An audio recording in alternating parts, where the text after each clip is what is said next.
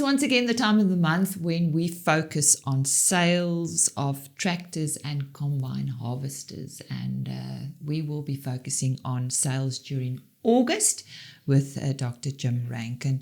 Jim, now, according to the figures, tractor sales are down 11.9% from last August and 5% down on a year-to-year basis.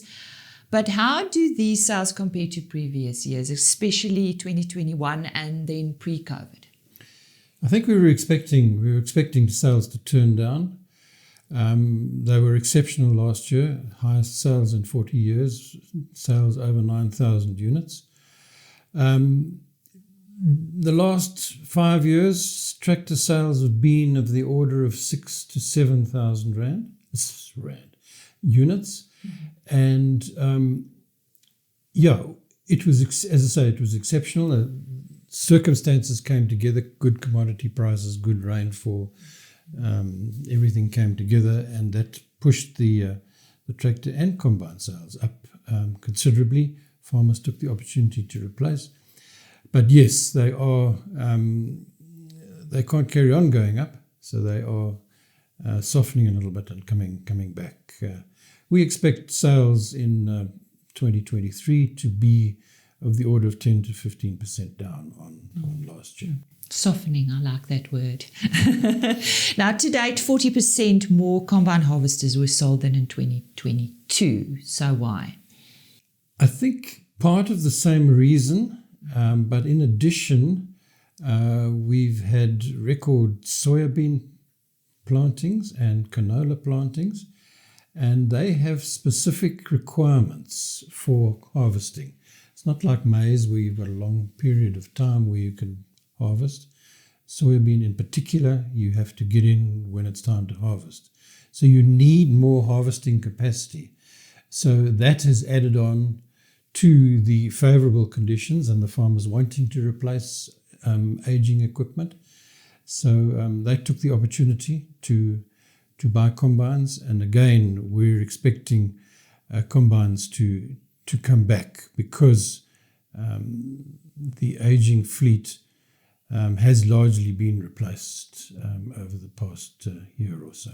Mm-hmm. Talking about new agricultural equipment, how much more of an appetite does South Africans have at the moment? Do you expect that the upward trend will taper off during the coming year?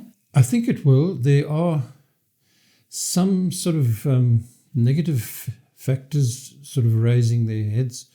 We've got El Nino, which we've got Johan van der Berg coming to speak to us in about 2 weeks' time, so we'll know all about El Nino then.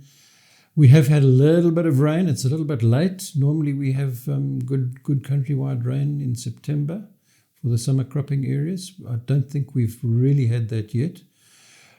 So the farmers are a little bit apprehensive. By nature, they're mainly conservative, so they're waiting to see what's going to happen. But I think that we should, yes, they are going to turn down, there's no question. But I think that we will have another good season forthcoming this year.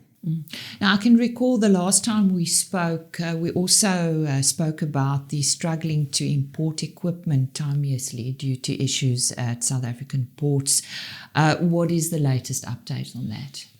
Coincidentally, I was speaking to somebody who we worked with a year ago when there were major problems.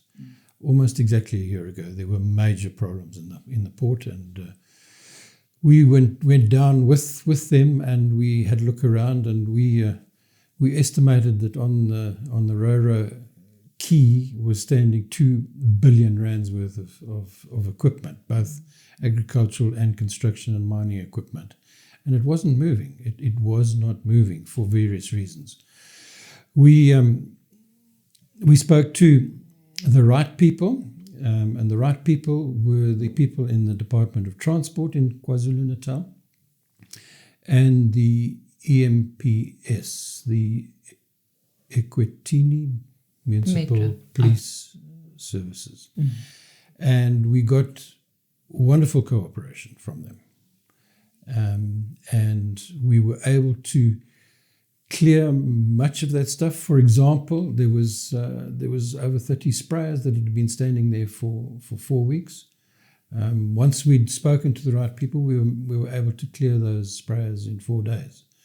So we set the scene for an improvement in getting the equipment out of Durban Harbour and getting it into the interior. And it seems, as I say, talking to this person in the logistics business, it seems as though it's working. It's not perfect, but it's working quite well. So it shouldn't really be a problem. So is that the only harbour that we use for? It's the main harbour which we use, but quite a lot of equipment comes into Cape Town for the Western Cape, and then several companies, because of the problems that we had last year, looked at Quebec, used it. That worked, but again, it's in the wrong place. It arrives in the wrong place. Durban is much more convenient for the companies, because many of them have got assembly plants close by, and some of the equipment does need partial assembly. So they would rather use Durban, but other ports can be used. Jim, thank you very much for joining us again today. Well, thank you. Yeah. It's always nice to be here. Dr. Jim Rankin on the sales of tractor and combine harvesters during August, and next month we'll see him again.